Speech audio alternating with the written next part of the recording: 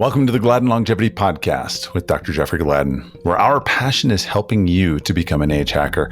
On this show, we want to help you optimize your life energy, longevity, health, and human performance with impactful and actionable information by answering 4 questions. How good can we be? How do we make 100 the new 30? How do we live well beyond 120? And how do we live young for a lifetime? I'm Steve Ryder and Dr. Gladden. We just wrapped up a freaking awesome conversation with Charlie Engle, an ultra marathoner, ultra distance guy that... He's not just an ultra marathoner. This guy ran across the Sahara. He ran 5,000 miles in sand across the Sahara Desert, running 2 marathons a day in the sand with surface temperatures of 140 degrees. This is crazy. Yeah, this is not just crazy. This is not just endurance athlete. This is like he dropped in. I think maybe he's an alien. I don't know, but he has such an interesting story related to addiction and childhood trauma and many things that we go into. It's a really fascinating story. I think the audience is really going to love this, and we touch on some really points in his life that are great teaching points for everybody. Yeah. So, yeah. And for listeners who really enjoyed this, be sure to click the subscribe button on your podcast app so that way you don't miss and you'll automatically download future episodes. And if you know someone that is possibly struggling with addiction or has come out of addiction and this conversation could be very good for them, please share it. Yeah, appreciate that. And any of your positive reviews help us a lot too to get the message out. So thank you for all of that. Appreciate all your support.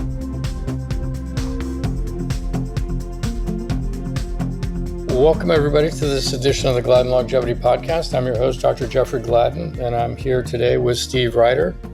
Steve, good to see you again. How you doing? Good to see you, my man. I'm excited about this show. Yeah, we did a show yesterday actually on Mimeo. Yes. And I was introduced to our guest, Charlie, from Chris Rhodes, who is the founder of Mimeo. So today we actually have with us Charlie Engle, who is a fascinating person, and I'm really excited to talk to him. I think the audience will understand pretty quickly how fascinating this is, but I'll just give you something right off the bat, and that is he's planning to run from the lowest point on Earth to the highest point on Earth. So that's in and of itself a little unusual. So Charlie, welcome to the show. Thank you so much. Well, I always say I'm not sure that it's a good thing it's not a mental health show, because as my son points out, that some of the things that I do don't really exemplify good mental health, but yeah. I would agree. It's an adventure. And by the way, I happen to have my my Mimeo commercial right here, so it's good. Part of the plan. So we'll definitely get to that. We're fans of Mimeo. We just did our second podcast with Chris Rhodes yesterday. Nice. So smart guy. Yeah, smart guy, interesting guy.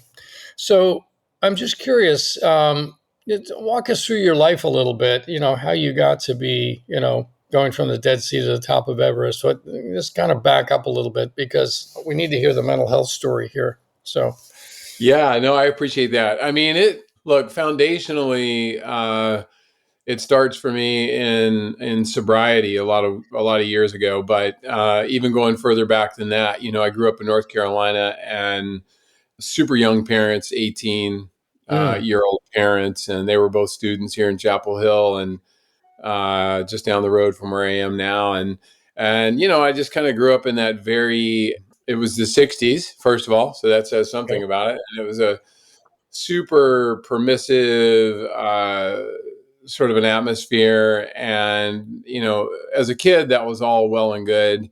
I got to college at UNC as a 17-year-old freshman, completely over my head in college, but discovered very quickly. In what sense were you over your head? Academically or socially, or? I think part of it was, so in high school, I overachieved. I was your class president and student body president and, captain of some teams and dated some cheerleaders. And I had that, and I go to college expecting the same thing. And you go to a school like UNC, and, I found out very quickly that I was unbelievably average at best. Right. And what I figured out that I wasn't average at was drinking. And the drinking age was still 18. And when I went to school in 1980, and I excelled in drinking. If there'd been an actual major somewhere around drinking, I would have done fine. But funny enough, I did end up playing basketball at Carolina for a couple of years, which is no small feat. I was on Yeah, that the is no small feat. So you were on their JV varsity team or I was on the JV team, JV and Dean team? Smith was Okay. still the coach, but Roy Williams was my coach on the JV Okay. team. And, he went on to be, of course, one of the greater college coaches of all time. And Yeah. Michael Jordan was in school when I was there. So I got a I see. chance to be certainly Oh, wow. around some greatness. Yeah. Not enough of it rubbed off on me, though. And so I left college at the end of my junior year. I was really asked to leave. Okay. And it was because I just stopped going.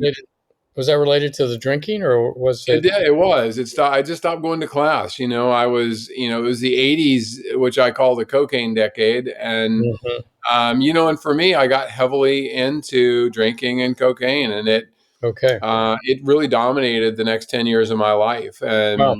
And I still managed to get good jobs, and addicts are the best salespeople on the planet. Sure. So, if it was selling something, I did fine, but I would eventually fall apart, not show up, screw things up, move to Atlanta, move to San Francisco, move to LA. And I just kind of Mhm. spent 10 years chasing my tail and starting over all the time. And Mhm. my first son was born when I was 29, and I'd met a woman foolish enough to marry me. And so when he was born, I'd already been to rehab, and I'd taken some steps to try to get it together. It just hadn't stuck with me yet. And I thought his presence on the planet was going to change all that. And just by being alive, because surely I could be a decent dad and Mhm. all of that. And that fell apart pretty quickly too, because I was still me. I was still the Yeah. same guy.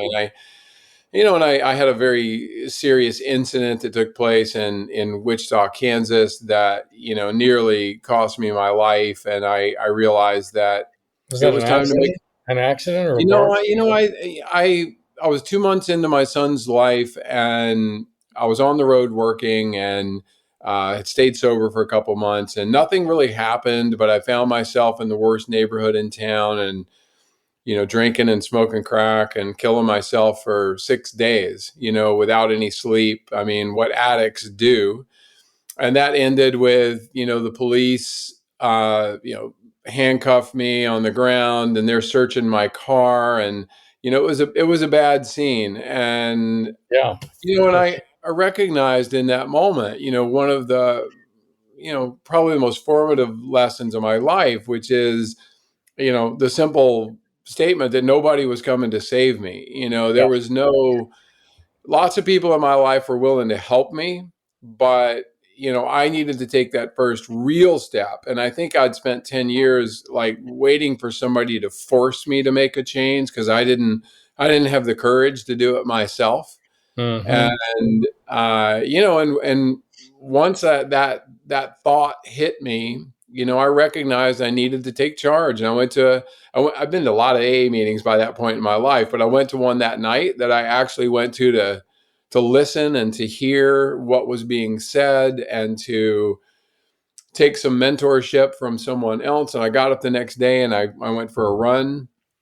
I had been a runner, in high school, and even through my addiction years, I used running as a tool to kind of straighten me up occasionally. And I decided I was going to do those two things for 30 days. I made a commitment, instead of like the mistake so many addicts make is like, I'm never going to drink again. I'm never going to do this. I'm never, and it's a one day at a time program. And so for 30 days, I did those two things, and my life got a lot better. Okay. And ultimately, I went 3 straight years with going to a meeting every single day without missing a day. And I ran every single day without missing a day. And I ran 35 marathons in those 3 years. Oh, wow. Because That's a lot of obviously running. I had that whole addiction thing under control. So let me ask you this. Did running kind of become a new addiction for you in a way? 100%. Yeah. But I always say to people, I mean, I don't think you mean it this way. Occasionally people say that as a criticism. And I say, like, well, I never sold my car to enter a marathon. I never Mhm. Yeah. abandoned my family. I never, Right. I didn't do any of those things. So if there's such a thing as a healthy addiction, I would say They, running really saved my life. Yeah, absolutely. When you think about people that struggle with addiction, and I've known a number of people that have, usually, and I don't know this 100% true, but I suspect it may be close to that, is that people have, experienced some sort of trauma. There's some sort of pain back there, right? Yeah. And different people deal with that pain in different ways. And so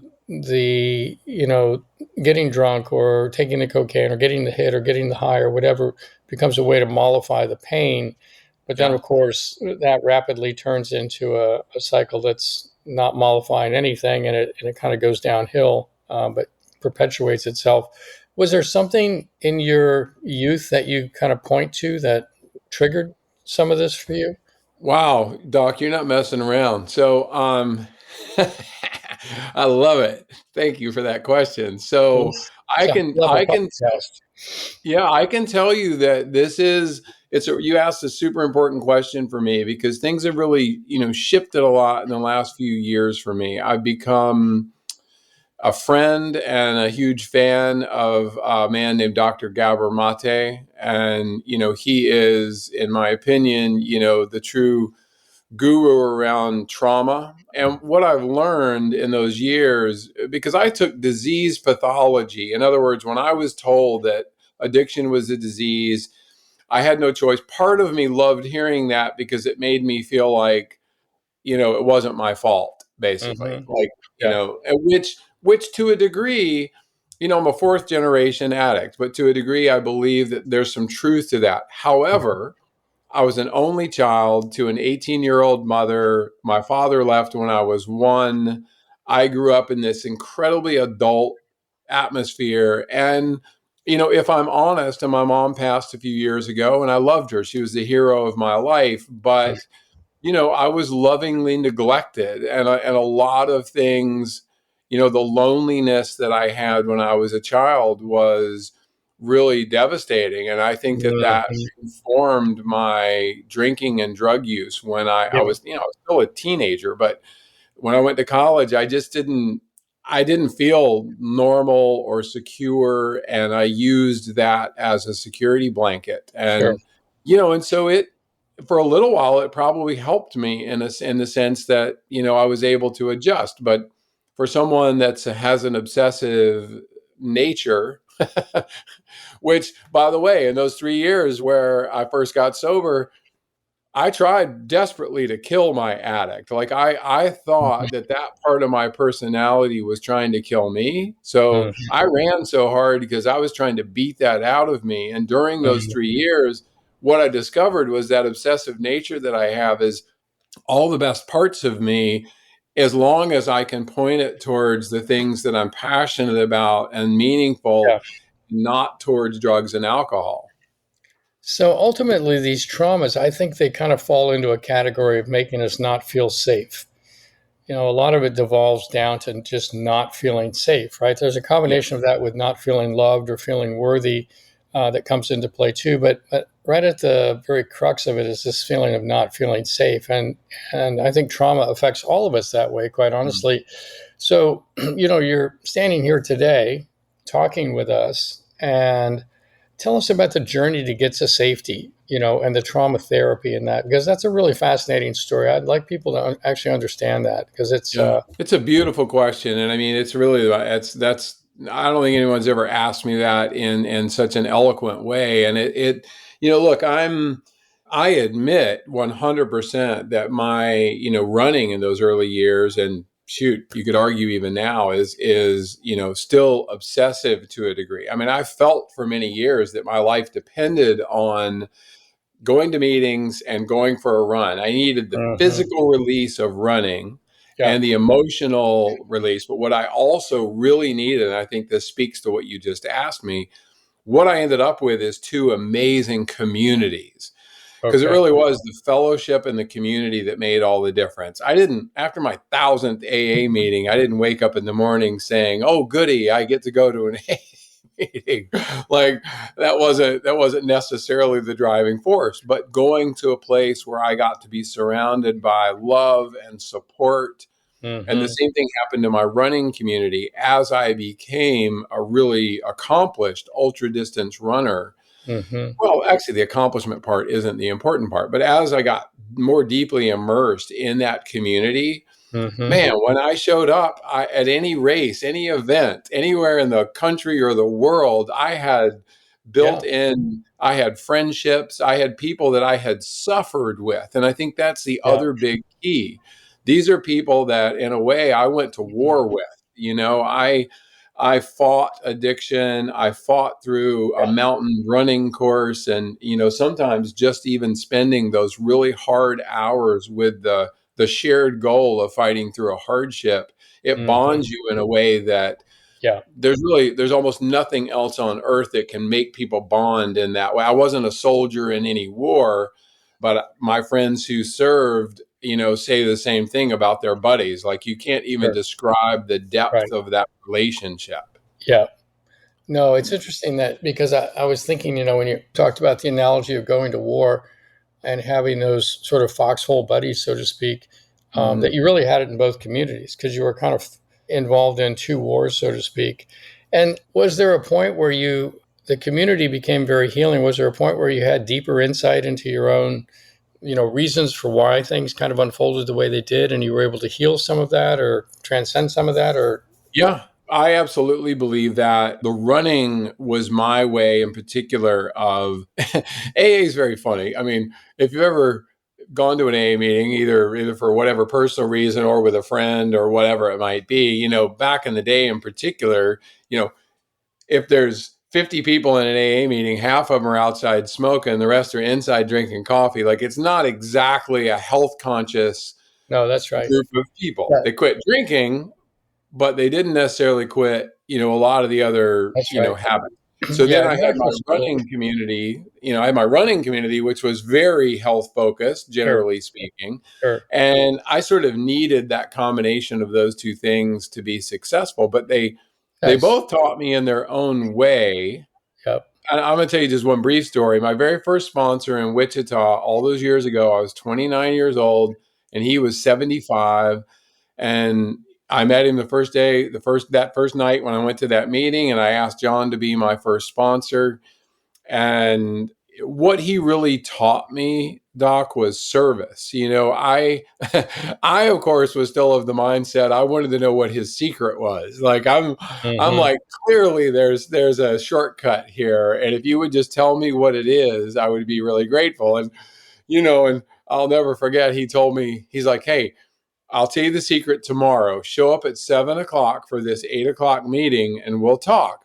Well, I show up the next day at 7 o'clock and he's like, "Oh, yeah, Charlie, we're going to talk. But first, I need you to make 6 pots of coffee in those coffee pots over there. And then we'll talk before the meeting." Well, it took me the whole hour to make those pots of coffee. The meeting happens. He gets up and he says, "I'll see you tomorrow at 7." And I'm not very smart. So it took me like 3 or 4 days before I figured out that this was a pattern and it wasn't going to change. But what it ended up teaching me, I did it for 30 days. And for 30 straight days, I did something that was of service to other people. And not one person thanked me because nobody knew that I was actually the one making the coffee. I Right. didn't get congratulated for doing something good for other people. I Mm-hmm. was just being of service in a silent way. And Right. for me, at that point in my life, I'd never done that. I had always needed an accolade or an attaboy or, whatever. And there's one sentence that he said to me early on, which is this, and it was, "To keep it, you have to give it away." And Mm-hmm. it was the simplest concept, but I never stand in front of an audience or whatever where I don't use this line, because I Mm-hmm. remind people that whatever your gift is, whatever that thing is that you have to offer, art, music, coaching, it could be 1,000 things. If you're not Mm-hmm. giving it away freely to other people Yeah. from time to time without an expectation of a return on Right. that, or even acknowledgement sometimes. If you're Mm-hmm. not doing that, then why have you spent so much time mastering this thing? Like, why do you even Yeah. have it? And Yeah. I think so. I think that was a really impactful thing. And I learned early on that service, and not like, I mean, look, service takes all kinds of shapes, but service, you know it when you see it. And if you can do that, it gets you out of your own shit. Pardon That's me. I right. don't So did it know. start to give you a sense of purpose, a sense of feeling worthy on some 100%. level? Yeah, I Yeah. would think And so. that's why the running really came. So then I began to do things like, okay, first of all, I became the senior producer for a TV show called Extreme Makeover Home Edition, which, so my life did get much better. And I Okay. mean, 10 years into my sobriety, like I'm the senior producer for the number one show on television. And I'm like ranked by some rankings, certainly one of the best ultra distance runners in the world at that Hmm. point.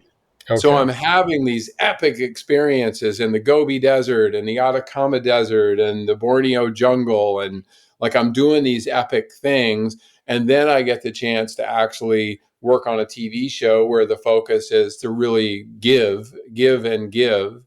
And I found that both of these things just really, they fed me. They Mm. fed me in a way that I had never been fed before. And I began to transition from this needy person who needed to be reassured all the time and needed to be like, I needed confirmation that I was a decent person. Like I didn't feel good enough about myself. I transitioned from that to a person that began to just recognize that just by being myself, I could make an impact. I didn't need to be loud about it. So the running, did that feed you because you were being recognized, or did it feed you just from the fact that you were doing it? Just doing it. I mean, I consider it, you know what? I don't even like running that much. I Okay, second that. that's a line right there. I don't even like running No, that much. How I many mean, miles have you run in your life? I've run like 150,000 miles. No Okay, kidding. you don't So, like it. Okay. but here's the thing.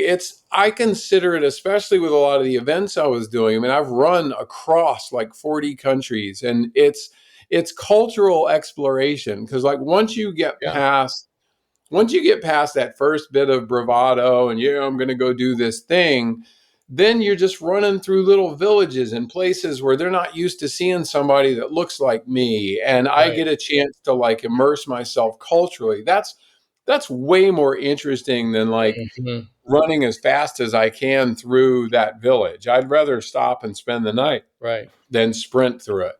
And is there also kind of a meditative? Do you kind of go into a meditative state, like a flow state, or something Yeah, like that I when you're really running? do. It's funny. People have asked me my whole life, do you meditate? I'm like, yeah, I meditate. Just Yeah. if you run Put my really long sneakers on. distances, yeah, Yeah. I mean, I get into this meditative flow state that is really difficult to explain, but it's amazing. It's the best I ever feel after that first Mhm. it might be 10 miles, might be 20 miles, but I reach this place where it's not like it's easy, but it's hit this place of just steadiness, and I'm Mhm. monitoring my body and my emotions the whole time, and all the nonsense of daily life, the bills and traffic and stress and my phone. I wish I could, I You mean, know I what's don't ever happening think, here? What's happening here is you're kind of really becoming truly present, right? yeah, You're becoming which truly is rare.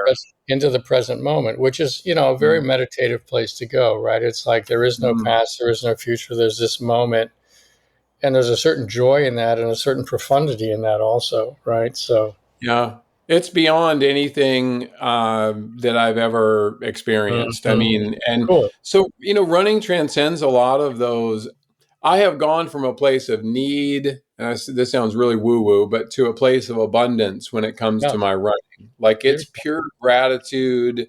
Yep. Even with something like Dead Sea to Everest, I'm not a wealthy guy, so I need sponsors, I need Hmm. investment partners. So, I'll make a film and I'll do these other things. But like, if I could afford to do it all myself, I'd probably do it just quietly, not because I'm that humble, but just because I'm more interested in just Yeah. seeing whether I can do it. Hmm.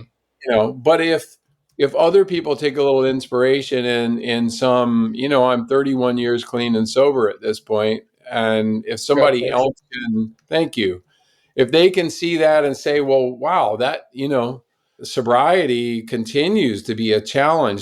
It's not a challenge to be sober. It's a challenge to again, pardon my French on your podcast here, but it's a challenge not to be an asshole. I mean, Mhm. that's really not all the time, but like I still get wound up and like overreact to things from time to time, and that part of me that's based in insecurity is still alive, and I Mhm. it takes a little work every day to try to be, even, and understand that, those moments will pass, good or bad. They all pass by at Mhm. the same pace, nice and steady, and Yeah. you just got to let them go. No, that's very cool. Well, let me ask you sort of a little bit of a medical question. Have you Mm. had any injuries or many injuries? I assume you've had some in I've had all of some. this. Yeah, I came into it with, basketball actually gave me two meniscal tears. So, I had those repaired a long time ago. And today I would probably not have them repaired. They were not Mhm. bad tears. I have a relationship with a place called RMI, which is, I think, the top stem cell clinic in the world down in Costa Rica. And Mm. I've had the good fortune to be able to get stem cells in joints and, Mhm. in the form of infusions from time to time. But I've had, well, I mean, I guess the most honest thing I could tell you is that 7 months ago, I got a new hip, Okay. so I got a full hip replacement. But look, Was it from running? 150,000 miles. I don't represent my lifestyle as one that is, the optimal health, Mhm. good for you physically lifestyle. I will say I got my hip replacement. I took 90 days off of running.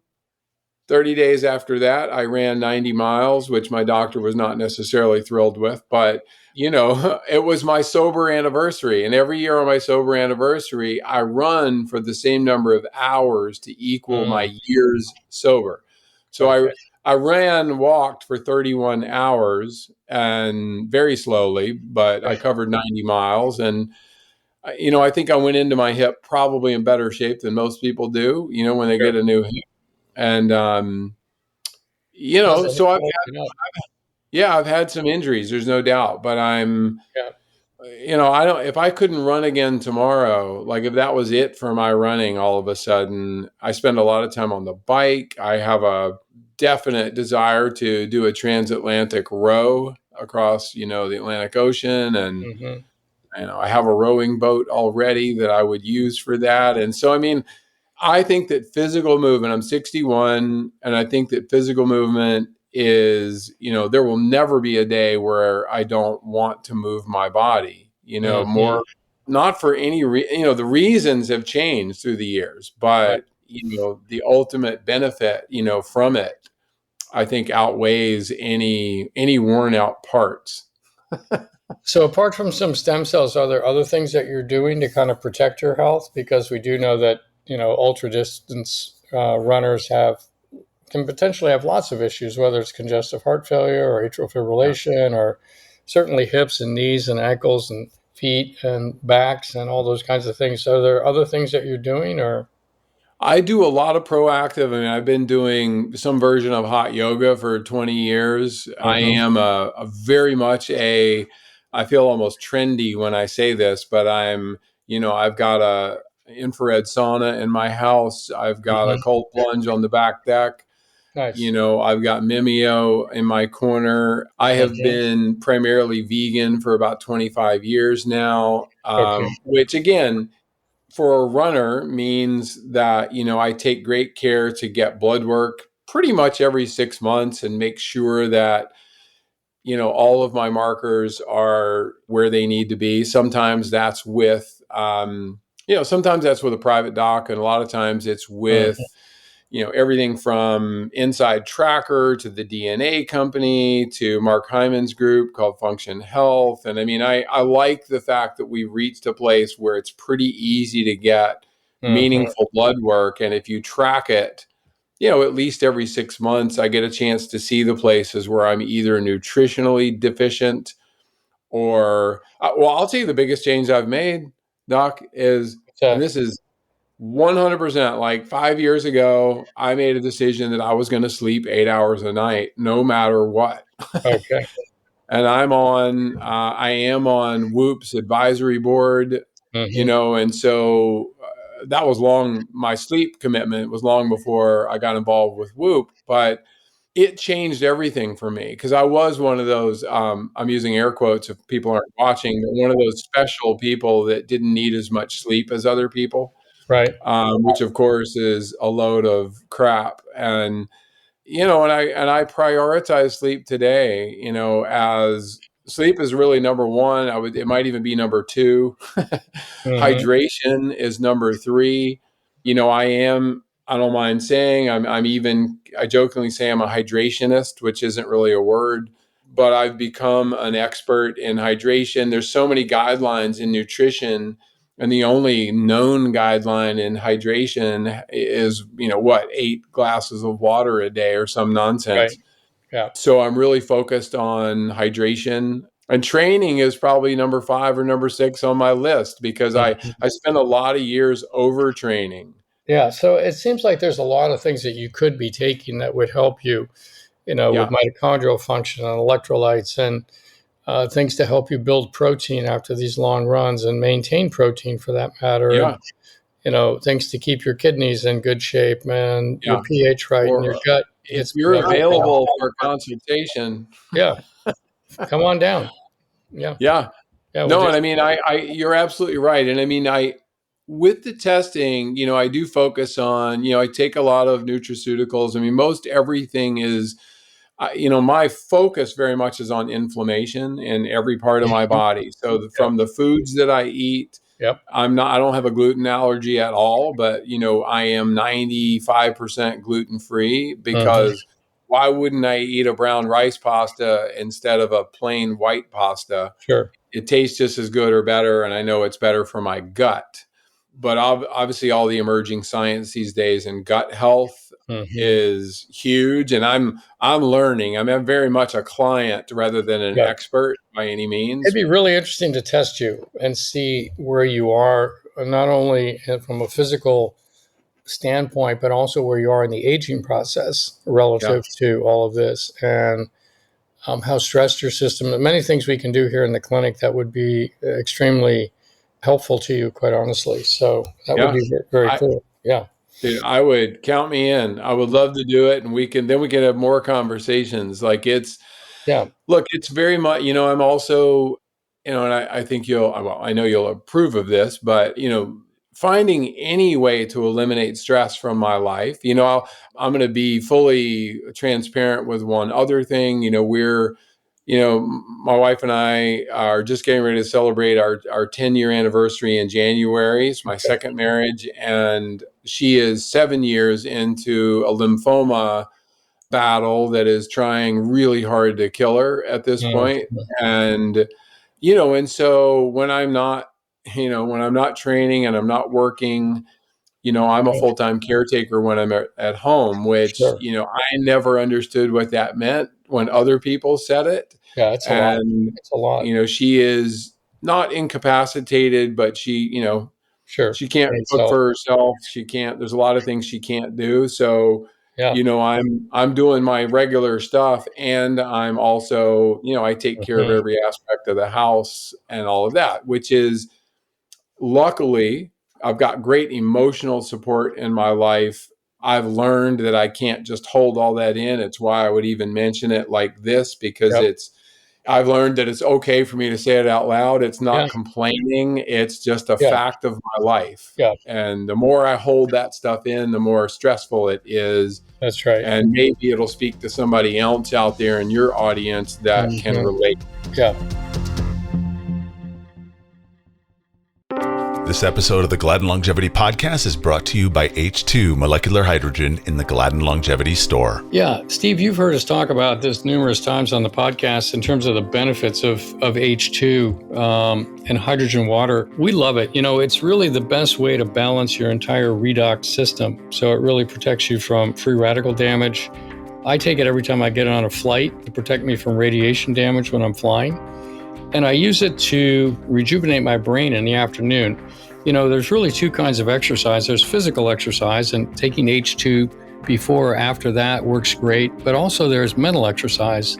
And I find that the H2 will bring your brain back when you're tired in the afternoon. So I think it's like the perfect thing for longevity and for performance, quite honestly. And I talked to you about this, that I found dropping 1 or 2 tablets in a glass of water right before bed. I've seen an overall bump in my deep sleep when I do so. And fascinating. Yeah. Yeah. So if you click on the store tab when you visit GladdenLongevityShop.com and use the promo code podcast10, you'll get 10% off your order. And this code isn't only good for our H2 product, but it's also good for all the supplements we carry. So podcast10 at the GladdenLongevityShop.com. Yeah, one of the other things that I use it for routinely is when I'm about to go on a mountain bike ride. And I will say this, that if I go on a long mountain bike ride, I will take one prior, I'll take one during, and I'll take one after. And some of the Ironmen that we've worked with have said that when they're doing an Ironman, they'll take it 3 or 4 times throughout the race. And their comment is that it's like taking out the old battery and putting in a new one. It really rejuvenates your body's ability to perform when you're doing more extended athletic activity. So think about that too. If you want to go do a longer hike or whatever else, take it with you. So GladdenLongevityShop.com, enter podcast 10 for 10% off your order. H2 molecular hydrogen. It's low-hanging fruit on your quest to make 100 the new 30. So tell me a little bit about this. Have you ever been to an altitude like the top of Everest? Is that going to be a new elevation for you? How do you do with elevation? Are you kind of one of those people that can go high and feel pretty good? Yeah, I've climbed Denali. I've climbed Kilimanjaro. I've climbed about a dozen times over 20,000 feet. Okay. I was just at Everest Base Camp last year, and I did extremely well there altitude-wise. Nice. So far, I don't really ever I don't even take Diamox. I certainly will use oxygen on Everest because I'm not stupid. Right. I would love to think of myself as, that elite. But I think, the experts that I've spoken to, climb Everest the first time using oxygen. And if you really, really feel moved, then you can go back again and try it without. But it so decreases the possibility of success without oxygen. Yeah. And I don't have that kind of experience. At what time of year are you going to start this? I sort of have to back into it. So I've got to be at Everest Base Camp on April 1st. And so I will begin the expedition in January of 2025. Okay. Probably right at the beginning of the year. So and you're going to run from the Dead Sea across the continent to get to Nepal? Yeah, so I'll describe how it works. So I'm actually going from the original plan, which clearly I don't have to tell you why it might be altering, is to start in Israel on the Israeli side of the Dead Sea, cross the Dead Sea in a kayak, which is not that far. It's like 10 miles, but do a free dive in the middle of the Dead Sea. Yeah. I'm not a free diver, so it could end up being the shortest expedition in history. It's not fun. That water in the Dead Sea you feel like you're in an acid bath or something. Yeah. I mean, it's so salty and so gritty and very caustic. Yeah, very caustic. Yeah, it's very caustic. You're right. And I mean, and look, we all, hope and pray that the world settles into a better place in that part of the world. But if it doesn't, then I'll start on the Jordan side because it's still the Dead Sea. Yeah. And, I'll start from there, but I'll essentially run across the Arabian desert. So across Jordan, Saudi Arabia, and Oman. Let's just talk about that for a second. So how do you run across the Arabian desert? I mean, that sounds like you got to be an Arabian horse or you've got to be a nomad to be able to do that. What do you do? Run at night, or how does that even work? Well, so, probably the expedition I'm best known for is my 5,000-mile run across the Sahara Desert years back. And, in that one, I ran 2 marathons every day for 111 consecutive days. And that's running in the sand. in the sand in 140-degree ground temperatures. Holy cow. I am a heat guy, so I Okay. think I function probably as well as, anybody out there in the heat. Yeah. I don't know why. Some of it's just physiology. Some of it's growing up in North Carolina, Some of and it's genetic, quite honestly, yeah, to some have of that it's genetic. capacity. That's right. Absolutely. And Yeah. I do have, from the couple of DNA tests I've had that really looked at this, I certainly have the endurance gene rather than a sprinter's gene. I am definitely the endurance guy. Yeah. And a lot of it is mindset. I think my addictive nature serves me very well on a long expedition. Mm-hmm. But, look, I think mindset matters more than anything else. And I am able to say, like my Sahara run, it's when I really coined the phrase, you can only run the miles that are right in front of you. And I really took that lesson of focusing on what was right in front of me long before being present was kind of the cool language. And, and I recognize that I only get to run tomorrow's miles if I'm successful in running the ones that are right in front of me today. And so if you look at any big project, I don't care if it's a business or an expedition, if you're looking at the whole thing from the start, it absolutely looks impossible. Like there's no way I could run 5,000 miles across the friggin' Sahara Desert. Like that's not possible. But I could run 2 marathons today to get to, the next thing. And so I'm older now. My body's certainly a little less strong than it was, a decade ago. But, I feel like my mental approach, I'll tell you the biggest mistake I've made in the past was I tried to be in peak fitness when I started an expedition. And when I start Dead Sea to Everest, I will be in peak health, which is different than peak fitness. And I did 20 years ago, I didn't know the difference. I thought I needed to train even for a long expedition. I thought I treated it like I was training for an Ironman, which is a peak performance day. In these long expeditions, you really work yourself into shape. That's fascinating. You'd think you'd want to be in great shape, but to your point, you really want to be in great health. Yes. And will you take breaks? Will you have off days, or is this a run every day kind of thing? Not if I can help it. However, I will tell you this, being honest, if I needed to climb Everest after I ran across the Sahara Desert, I would be dead on that mountain somewhere because I was so thoroughly trashed at the end of that. Yeah. So the change that I've made for Dead Sea to Everest is I'm using running, cycling, rowing. Okay. And so like when I get to India, to finish this off, when I get to Oman, I'm actually getting in a boat and I'm rowing 1,000 miles across the Indian Ocean.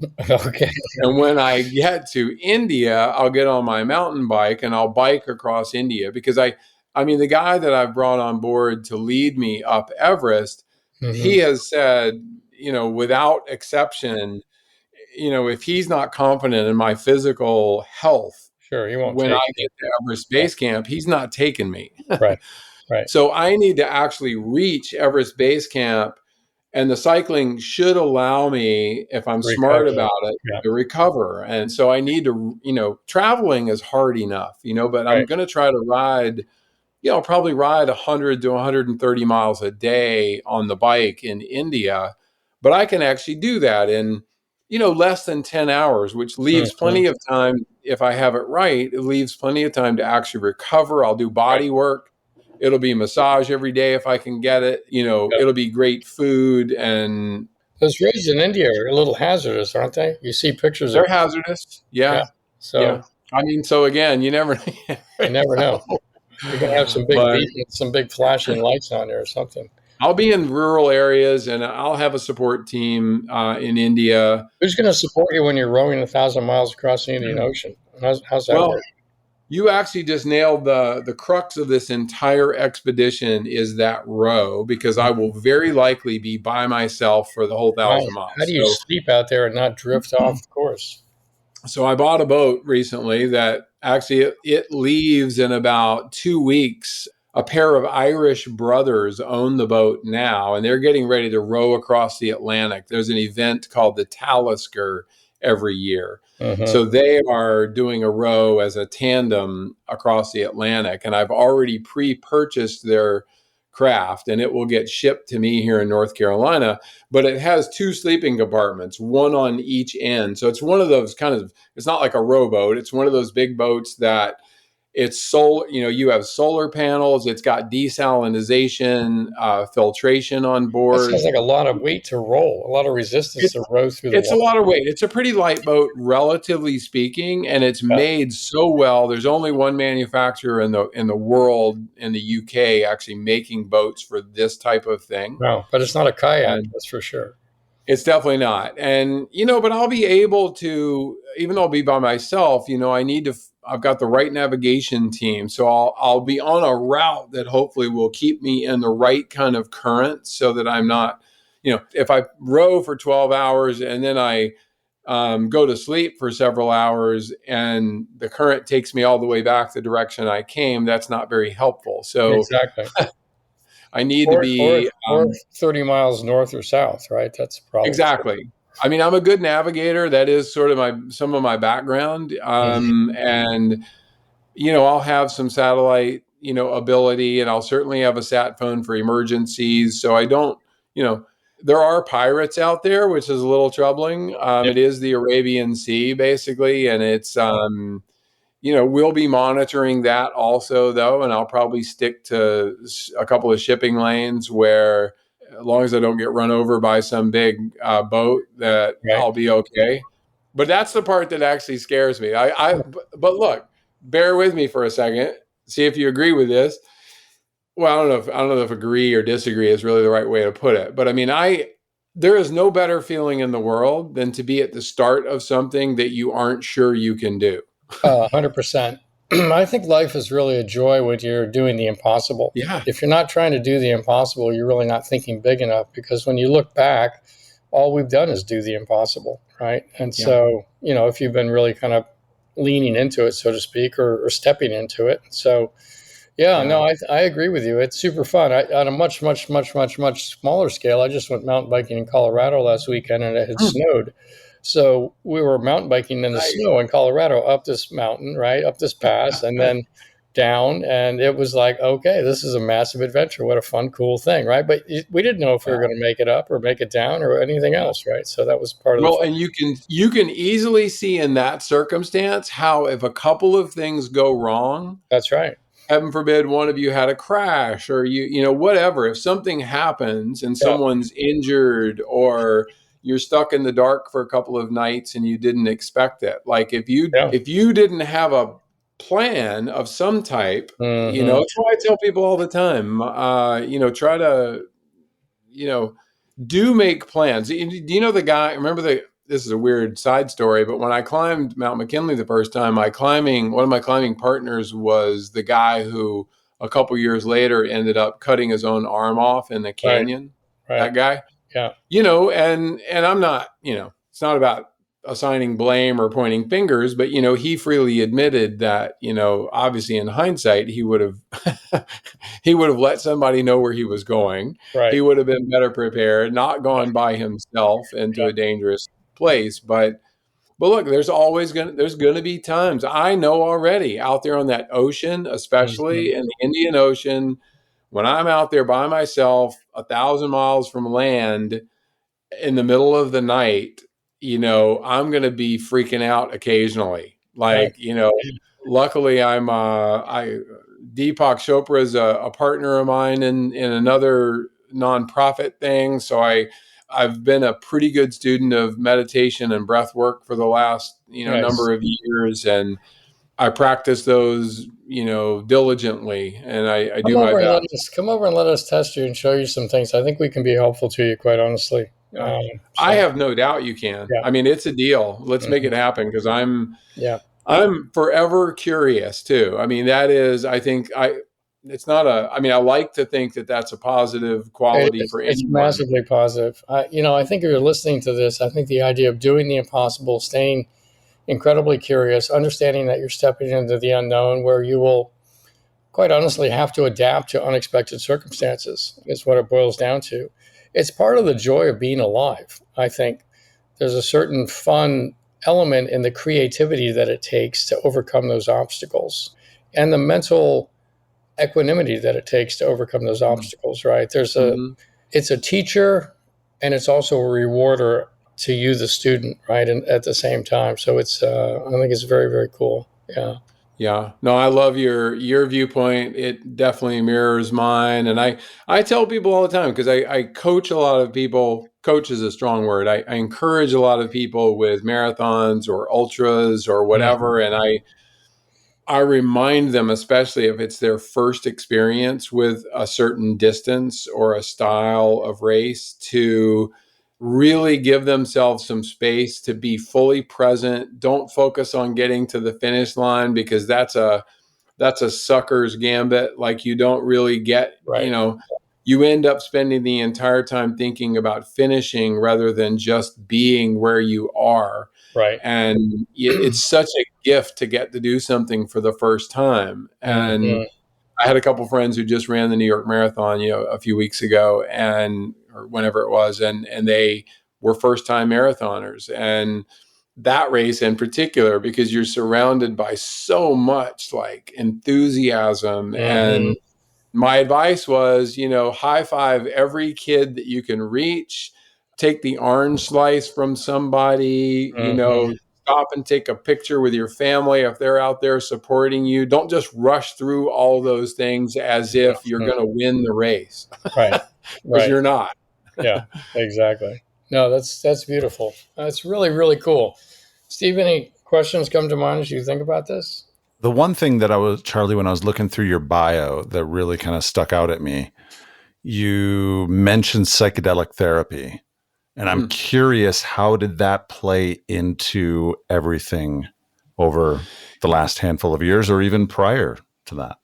Wow, such a great question. And I'm so glad you brought it up, because really, even hearkening back to a couple of the early questions, this could have been part of my answer for a couple of Doc's questions. And that is, and I'll preface it by saying, gosh, 10 years ago, maybe even 5 years ago, I couldn't even have this conversation, much less, not because I'm a super like liberal person in a general sense in my life, but the dogma of recovery scared me around anything not associated with abstinence, with complete abstinence. And so what I have learned, and it's so prevalent in our society today, and also I watched a lot of people die. I watched a lot of veterans kill themselves. I watched, addicts, especially as heroin and fentanyl and meth, really started to take over more than, alcohol and cocaine and those things. And I recognized that, what worked for me, which was 12-step recovery and AA, is not that it can't work for other people, because it can, but there's not only one way to find a path to better health. And abstinence is not necessarily even the answer. I'm a big supporter, and I'll talk about the psychedelics in a second, but other medication-assisted programs, it's crazy not to take advantage of those. And that's way better than, using the substance, so I do believe that. For me personally, I had a really interesting just happenstance thing happen to me a few years ago. I was a speaker at a very high level conference, very small group of people though, 30 people roughly. And, I was on an island down in the Caribbean, and it was this beautiful thing. And there was, really the top facilitator in the world for psilocybin was another speaker that was there, and we became friends. And before the end of that conference, she approached me and just said, "Look, I know you're sober. I get all this, but if you're interested, based on conversations we had, she says, if you're interested in a therapy session using psilocybin, you would be welcome to join me and a few other people who are going to have this experience." And I literally called my sponsor. I said, "This is what I'm thinking about doing. This is why I want to do it. What do you think?" And I kind of got, we had a conversation. He didn't say, yes, you should, or no, you shouldn't, because he's a great sponsor and that's not his job. He let me talk it through with him. I went and I had this beautiful, amazing, heart-opening experience. My mother had passed recently, but my wife has had this cancer for a long time. So like my mom passed and I was immediately right back into caretaking mode. And I basically spent 3 hours crying. Mm-hmm. And I had this amazing just experience. And I actually like to say, I left that experience with a psilocybin chocolate bar with me. And Mm-hmm. that bar still lives in my sock drawer. Okay. And the point being that if it had been an 8 ball of Coke, back in the day, it wouldn't have even made it, Sure. out of the car. I would have done it the next day. And so what I learned through that was that psilocybin, it didn't call to me. It's not an addictive substance. I mean, Mm-hmm. since I've become friends with Rick Doblin at MAPS, and I've become like I'm deep into I just was a keynote speaker at the Wonderland Psychedelic Conference in Miami this Okay. past week, where I'm no expert in psychedelics, but where I was able to kind of tell my story and talk about a couple of the experiences that I've had. And I've since had a couple more very, very more extensive and deep experiences since then. Did you And find any additional healing there with regards to the trauma and the things that we talked about early on with the yes, addiction? I Yeah. did. And really now I should have mentioned it earlier, but in relation to like Gabor Mate and like okay, I'm gonna tell you this one thing that I think, and I can tell already you're going to get this. The first big experience that I had, which was Mhm. a long heart protocol. I won't go into the details of the medicine itself, but like this heart protocol, I spent 2 hours like talking to and communing with and playing with my 6-year-old self. Beautiful. Yeah, beautiful. For the first time in my life, I was able to see and recognize that I was not an abused child, but that I was lovingly neglected, and Mhm. that my mother, she was young. I don't make excuses for. I guess what I learned is I didn't have to be angry with her or Mhm. mad at her That's for right. the way she mothered me, but I could sort of say, okay, she probably wasn't Mother of the Year back then. Yeah. And those things did affect me negatively. Yeah. And they did, in all likelihood, I mean, I'm sure of it, actually. They led to my struggles with alcohol and drugs, Mhm. period. Yeah. Maybe are there genetic reasons? Are Yeah. there other environmental reasons? Sure, those things probably play a role. But the primary driver Mhm. was this trauma that I had when I was young. And so did the going back and being able to be with yourself when you were 6 years old and have that playful experience in time, and I'm assuming it was a loving sort of playful experience. Yeah.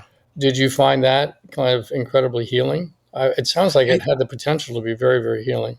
It wasn't just healing it. I mean, the healing is still in process, but it Okay. healed me.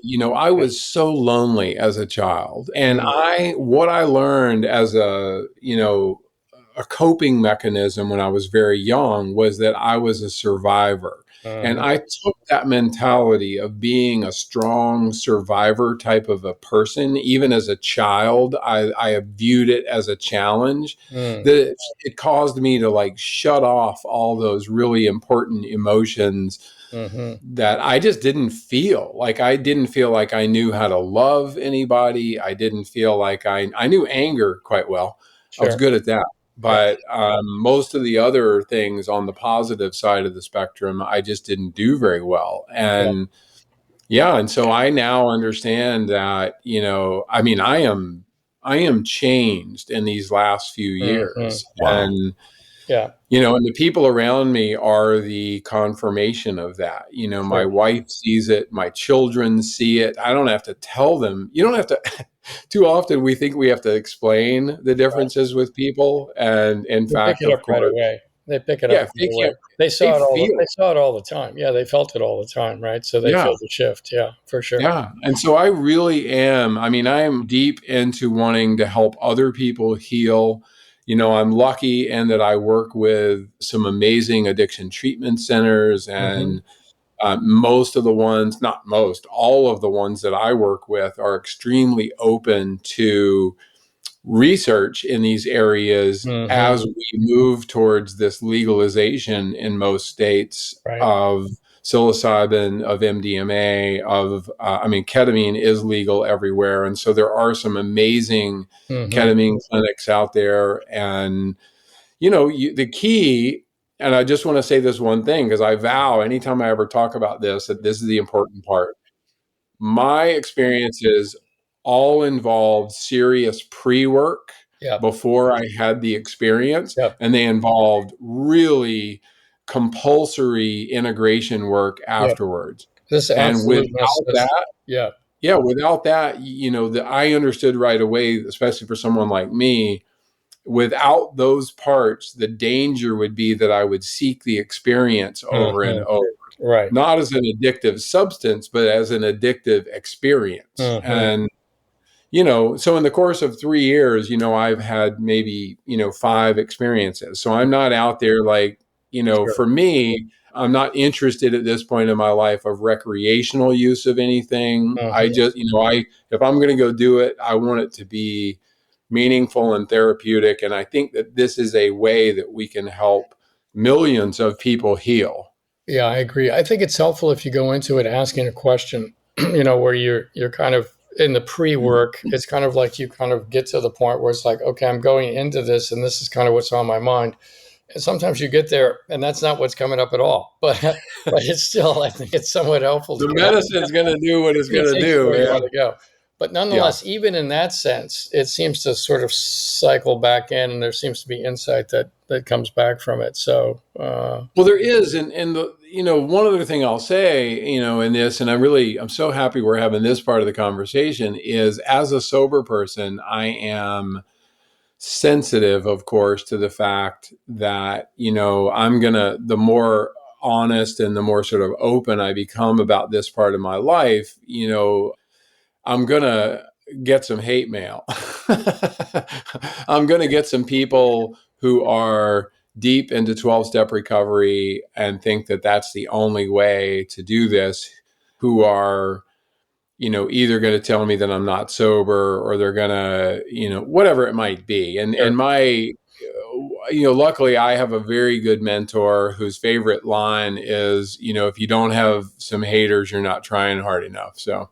Yeah, there you go. Steve? Well, it was Bill W. actually at one point in the 50s, if I remember right, was looking at integrating LSD to help alcoholics go through the He kinds wasn't of stuff. just looking at it, he was actively using it for the first few years of his own sobriety. Mm-hmm. And it got whitewashed out of the big book of AA because, as I understand it, the government would not allow the printing of a book for alcoholism at that point that supported use of LSD as a therapy to stop alcoholism. And I'm, good or bad, that was, that's the way it was at that point. And I think that, most people don't know that. You'll probably find it interesting. There's a technology that we have in the clinic here called brain frequency, which basically uses a modified form of transcranial magnetic stimulation. And it's EEG driven.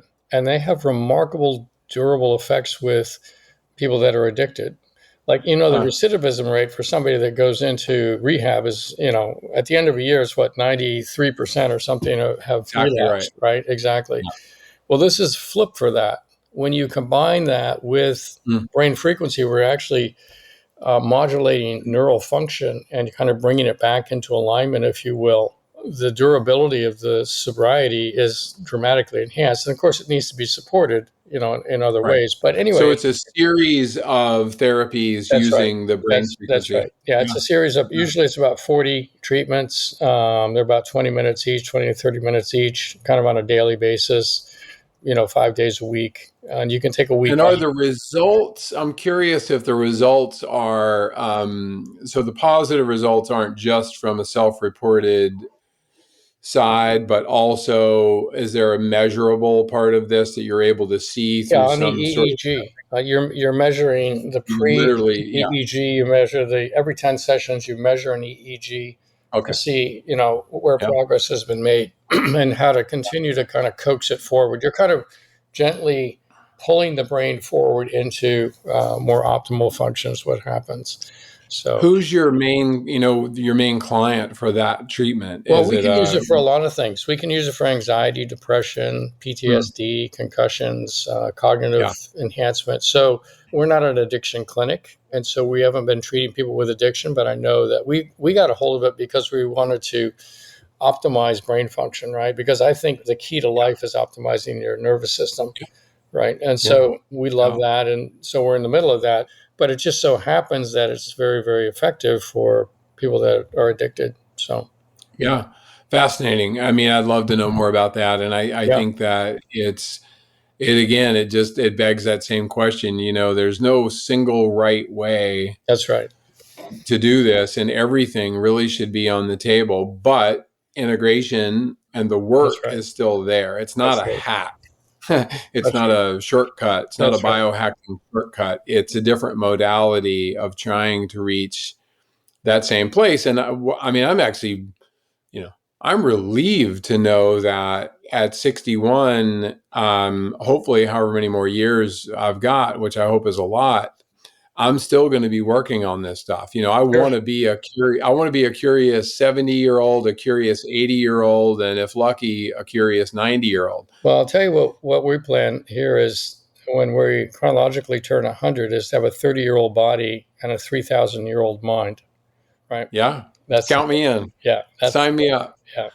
Right. No, I mean, I love what you stand for and what you guys are doing. And it really, it's a beautiful thing. And I tell people, and I'll say it here, anybody who hears this, from me, and if there's anything that I'm talking about that sounds interesting around sobriety or running or anything else, like, my website has my phone number and my email address on it. Mm-hmm. I don't have middle people, and, some people aren't comfortable, they want a private question. I'm not a coach per se in that regard, not like you guys are, but no, that's terrific, Charlie. Appreciate that. Well, it's been a wonderful conversation. We've really enjoyed having you on the show. So thanks so much for taking the time. And my pleasure. We should have started with psychedelics probably, but well, always, right? Why not? Anyway, but we'll need to get you down to Dallas here and we can do some things together. So that'd be great. I would love it. And I am there from time to time, and let's just, make it happen. So I would love to come down and spend some time with you guys. Yeah. Awesome. We'll do that. Thank you for listening to this week's episode of the Gladden Longevity Podcast. If you would like more information on what we've discussed or other topics, please reference the show notes or go to gladdenlongevitypodcast.com. You can also find us on Instagram, Facebook, and Twitter by searching Gladden Longevity. If you've enjoyed this podcast, please subscribe to get future episodes delivered to you and share our podcast or this episode with someone in your life that you may find benefit. Thank you for listening. We'll be back next week with another exciting episode. The Gladden Longevity Podcast is provided for informational purposes only. It does not constitute medical advice. This content is not intended to be a substitute for professional medical advice, diagnosis, or treatment. Always seek the advice of a physician or other qualified health provider with any questions you may have regarding a medical condition. The use of any information and materials linked to this podcast is at the listener's own risk.